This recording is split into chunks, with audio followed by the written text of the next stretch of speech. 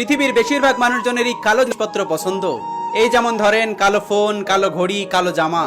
কিন্তু কালো মানুষ কেউ পছন্দ করে না। এটা অপ্রিয় হলেও সত্যি। আমার স্ত্রী একটু দেখতে কালো বলে অনেক আগে আমার মা বলে রেখেছে ও যেন সকালবেলা আমার ছোট বোনের রুমে না যায়।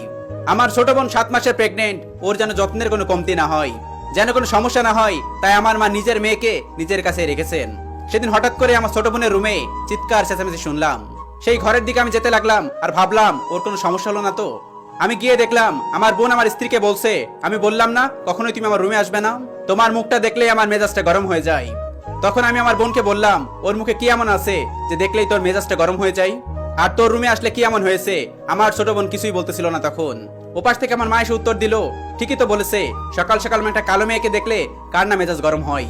আমি ওকে অনেক আগেই বলেছি ওর রুমে ওকে না আসতে। মেয়েরা বাচ্চা হওয়ার আগে যাকে বেশি বেশি দেখবে বাচ্চা তার মতোই হবে। আমি কখনোই চাই না আমার মেয়ের বাচ্চা তোর স্ত্রীর মতো হোক। সবাই তো তোর মতো বোকা না যে কালো মেয়েকে বিয়ে করে নিয়ে আসবে।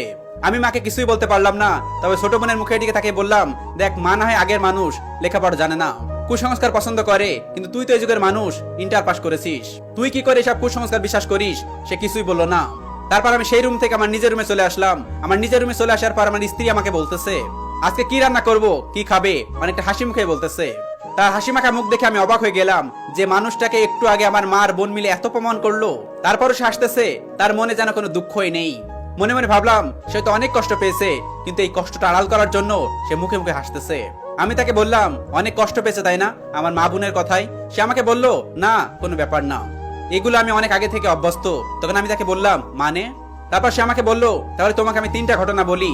একবার বৈশাখী মেলায় আমি শাড়িও পরেছিলাম আর খুব সেজেছিলাম। তারপর যখন বের হলাম বান্ধবীর বাসায় যাব, তখন পাশের বাসার আন্টি মুখ বাঁকা করে বলতেছে, যতই মেকআপ করো না কেন, কাক কাকি থাকে, কাক কখনো বক হতে পারে না। সেদিন অনেক কষ্ট পেয়েছিলাম, তবে সেদিন একটা জিনিস শিখেছি, কালো মানুষের শাস্তি নেই। তারপর আমি কোনোদিন আর সাজিনি।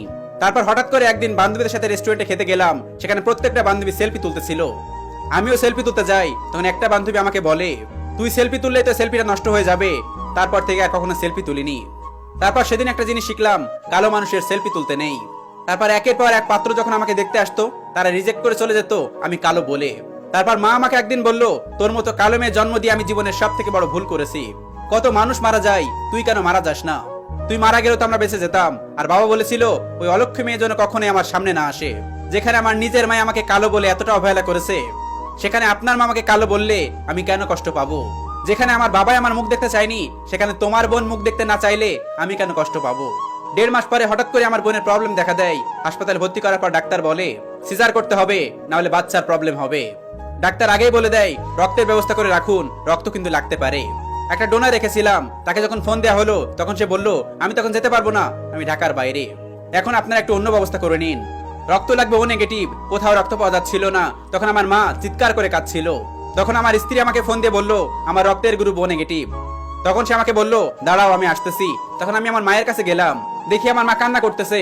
তখন আমি আমার মাকে বলি, মা কান্না করতে হবে না, রক্তের ব্যবস্থা হয়ে গেছে। তখন আমি আমার মাকে বললাম, রক্ত দেওয়ার মানুষটা হলো কালো, কোনো সমস্যা হবে না তো? বাচ্চাটা আবার কালো হবে না তো? মা তখন আমার দিকে রক্ত চক্ষু নিয়ে তাকিয়ে বলল, রক্তে আবার সাদা কালো কি?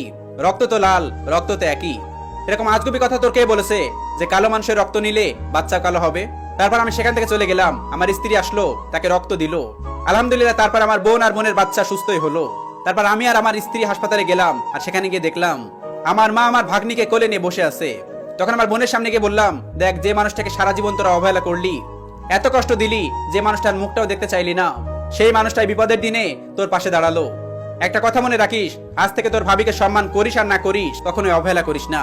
তখন আমার স্ত্রী বাইরে দাঁড়িয়ে আছে, ভয়ে ভিতরে আসতে পারে না, যদি আবার তারা কিছু বলে।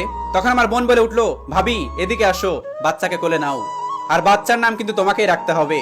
তারপর আমার স্ত্রী ভিতরে এসে সেই বাচ্চাটাকে কোলে নিয়ে কান্না করে দিল। তাই দেখা দেখি আমার বোন আর মাও কান্না করে দিল। তারপর আমার এটা ভেবে অনেক ভালো লাগলো যে তারা এতদিন পর হলো বুঝতে পেরেছে সাদা আর কালোর মধ্যে কোনো পার্থক্য নেই। মহান আল্লাহ তাআলা মানুষকে সুন্দর আকৃতিতে বানিয়েছে। প্রত্যেকটা মানুষকে আল্লাহ তার পছন্দ মতো বানান। আজকের পর থেকে কোনো মানুষকে যদি নিন্দা করতে ইচ্ছা করে, তাহলে মনে রাখবেন আপনি আল্লাহ তাআলার পছন্দকে নিন্দা করছেন।